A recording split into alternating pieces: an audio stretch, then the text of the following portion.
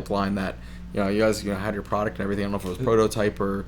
They're still prototypes.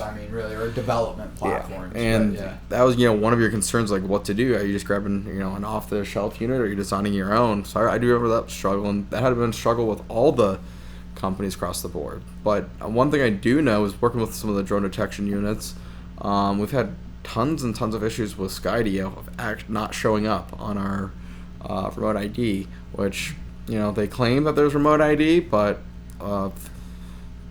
all of the tests we did, they haven't showed up. There's maybe 6 or 7 different instances when we tested, and maybe for whatever reason the unit or receiver we're using doesn't pick them up for what it was, but there was we couldn't pick up Skydio.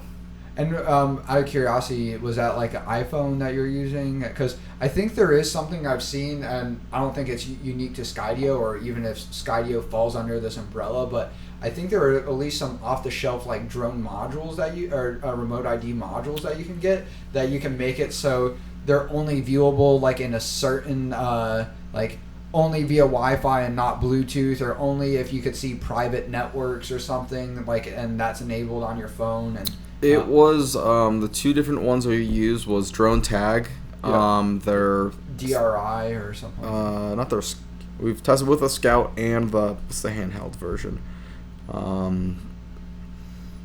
The Rider, which we have one of those in the showroom, which is really cool. A little small unit that'd be able to detect. Then the other one was UAV Sentry.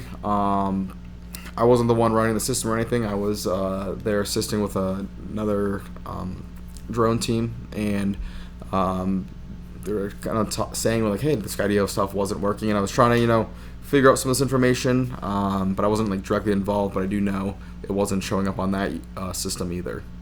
And so, like, obviously Skydio has at least been accused or blamed of a lot of like the legislation that we've now seen in this country. What are your thoughts?